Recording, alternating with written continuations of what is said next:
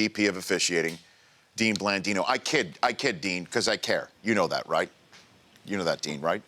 Absolutely. Okay, because you know how much this catch rule stuff means to me, right, Dean? I know. I know. We've had previous rules that have meant as much to you, and you've always been a true giver in this area.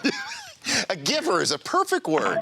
It's a giver because I care, but I always suggest. I don't just tear down. I suggest. Yeah. And so the suggestion I have is this, because I heard what you said about two hands, 2 feet, or obviously one hand with some of these one-handed catches these days. 2 feet plus time. The plus time is where I have the issue, because that's still a subjective thing. And we can sit here and people in my position can educate as much as I can fans. It's still subjective, Dean. You know what I'm saying? Is there any more meat you could put on that bone for me? Yeah, I think, like we said, control plus 2 feet plus time. And the reason, and that is not a new concept. It's not a new guideline. It first showed up in the rule book in 1938, and then was clarified in 1942, and then has been in there ever since. And so that concept is not new, but the reason that we have plus time is for the on-field official. And the plus time allows the on-field official to rule the bang-bang play incomplete. And the bang-bang play, meaning control, 2 feet, contact, it all occurs at around the same time. We make that incomplete and allows the official to be consistent in that area.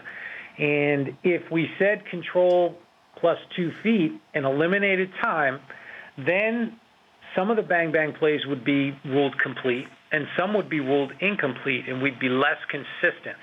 And we could look at some tape, and I guarantee you, if you watch those plays at full speed, it's a lot easier to say that's a bang-bang play, incomplete, versus having to get technical to say the moment the second foot was down, it's now a catch. That's a tougher call at full speed, and that's why the rule is the way it is.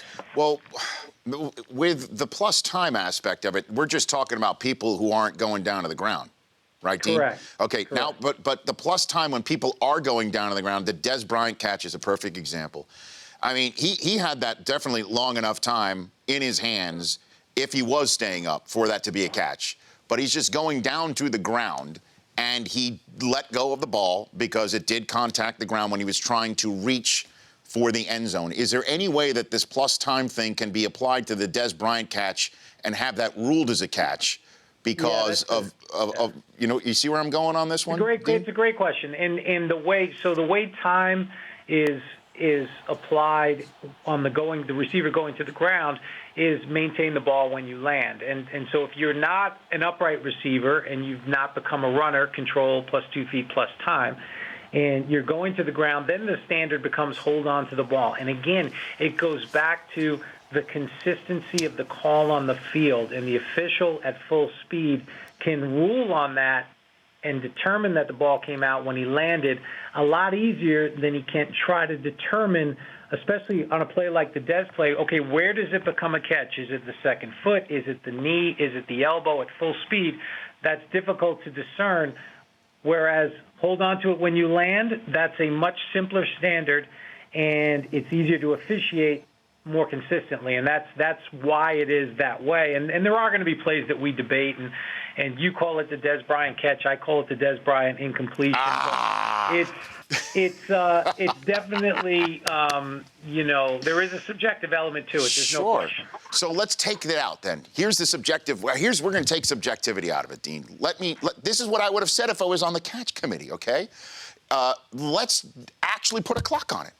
You want to talk about time? Let's come up. I'm sure you and the catch committee and the competition committee have looked at this so many different ways and have so many different plays that you could actually take a look at and come down, I imagine, with a number, whether it's 1 second, 1.5 seconds, that you know that if the ball is in somebody's hand that long, that is now a catch based on what you have seen video-wise, whether someone is going down to the ground or not. Why not put an actual clock on it? You know, it's an interesting concept, and it's probably feasible in replay. It'd be impossible for the on-field official to officiate that way. Right. And so I would say that there are instances where let's say a receiver takes 2 long strides, control and 2 long strides versus trying to toe tap at the sideline and take a couple of steps. The receiver who takes 2 long strides has the ball longer than the receiver that takes a couple of quick steps. Well, which one's a catch, which one isn't? It's an interesting concept. I'm not sure that it would make it easier or clarify it for everybody, but it is an interesting concept. Thank you for at least giving me that. Because here's the deal. I think if you take a time and clock, and obviously this wouldn't be in real time, the referee would call it as he sees fit in a subjective manner. But if we can challenge that, which these things sometimes can be challenged, as you know, now you can actually put a clock on the thing. And you are now sitting at home. I can look at it as a fan and say, well, this subjective thing, I think it is, but the refs didn't, or you, Dean, personally didn't when you look at it yourself. If you are if you're at that spot when you're in New York in the McNally Center. Now we're actually just putting it on a clock, and we're seeing it. I'm a fan at home. You're somebody where you are, and we're all on the same page. Subjective out. That's all I'm saying. Yeah, no, and that's the goal, and we discussed it with the different groups that we met with, and you're trying to create an objective standard. That's what everybody wants. You want something that you can point to. You can say that's why it was ruled a catch, or that's why it was incomplete, and we're just not in agreement on what that exactly is. That would be perfect across the board. I think there's always going to be some subjectivity to it, even if we put a clock on it. Okay. Does the clock start after the second foot is down? Was the second foot completely on the ground? Did he have control at that point? So I think there's always going to be some level of subjectivity regardless of the rule.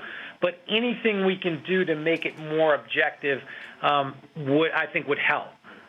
Well, all I know is that if you adopt the clock, can you call it the Eisen clock when it happens, Dean?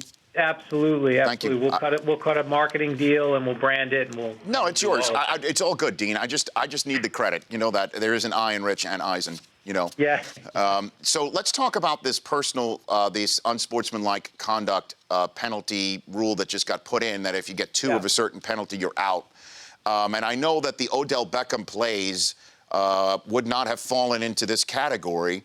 And the question is, why do it then? Why are we doing this if that sort of stuff wouldn't fall into these buckets, Dean? Yeah, it's a good question. It's something that the committee considered, and we really addressed the Beckham situation at the time, and we felt that the officials on the field had the ability to disqualify him at the time, and they did not exert that ability and really should have. And so we have. The rule currently states when you talk about personal fouls and unnecessary roughness fouls that if it's flagrant, then the official has the ability to eject the player. And we addressed it at the time with the game officials, the entire staff, and we feel like that was covered. This was more about sportsmanship. It was about a decline in sportsmanship that we feel that the committee wanted to really get ahead of. And we had more unsportsmanlike conduct fouls this year than we've had in previous years. And the committee felt that they wanted to keep it narrow. They wanted to keep it about sportsmanship, things like taunting, verbal abuse, insulting, threatening language. And we feel the Beckham situation is already covered under the rule. That was just something that we need to do a better job of executing. And this rule is really about the sportsmanship aspect. Would maybe an official look at a hit like Beckham on Norman and call it unsportsmanlike conduct instead of unnecessary roughness to start him on that clock? Might that be part of it? That's something. So think of unnecessary roughness and unsportsmanlike conduct. There's 2 buckets. There's contact fouls and there's non-contact fouls. And so by rule, the contact fouls are the unnecessary roughness fouls. Those are your personal fouls. And unsportsmanlike, by rule, are non-contact fouls. So you really can't switch between one or the other. The act will dictate what foul you apply. But it is a situation where if it does raise to that level and it is flagrant when we're talking about the contact foul, the official does have the ability to eject on the first violation. So what about maybe before we then move on to the touchback rule that I want to hit with you real quick too? What about the idea of what the NBA does? Put in some form of a flagrant foul where it's unsportsmanlike roughness. Right now, you've created a new penalty, and I understand that we're already thick as a tax code with the rule book anyway. but you've now created a penalty just like that, where it is a contact foul that counts as the unsportsmanlike penalty. Sure. That was discussed, and so you look at the NBA and what they do with flagrant 1 and flagrant 2 and things like that, and soccer, you have a yellow card that turns into a red card on the second, and so all of that was discussed, and I think you kind of alluded to it in your question, is that it does create another layer of judgment. It does create some complexity to the rule, and we're really trying to simplify things versus making them more complex. So I think that's where the committee ended up, not trying to create another layer for the officials to have to sift through. But it is, again, it's definitely something that was looked at, considered, and the reason the rule went in for 1 year is so we can study it and see at the end of the year what the stats tell us, and do we have more disqualifications? Did it curb behavior? And that's why it went in for 1 year. Dean Blandino, head of NFL Refs, VP of Officiating, joining me here on the Rich Eisen Show. Are there people, competition committee, anybody else in management that you've spoken to that believes the kickoffs should just be eliminated outright in the name of player safety? Dean. No one has said that. At least no one has said that to me, or I've been involved in any conversations. I think the committee is very just aware of player safety as it relates to this play, and it's something that, you look at the history of this play, and the rules have changed, and it's moved from the 40 to the 30, back to the 35, and there have been limits on number of players you can overload to one side, and how far a run-up you can have prior to the kick. And so we've done a lot of things, eliminated the three-man wedge. Those things have all happened to make the play safer, and we continue to look at those things. But I think the overarching idea is we want to keep the play in the game. And so that's why this rule went in place. Is it's not moving the kick to the 40 or the 45 even that would probably eliminate the return altogether. This is just giving the team another option, that if you field the ball in the end zone, you could still take it out. It depends on how good you feel about your return team, and it's just another option. It does incentivize a team to stay in the end zone by moving the ball up 5 yards, but it doesn't eliminate the kick return. It's just another option for the team when they field the ball in the end zone. And once again, I have a suggestion on this front. This show is forwarding a suggestion. As a matter of fact, it was my producer, compadre, Chris Law, in a stunning moment of clarity, coming up with a great suggestion here.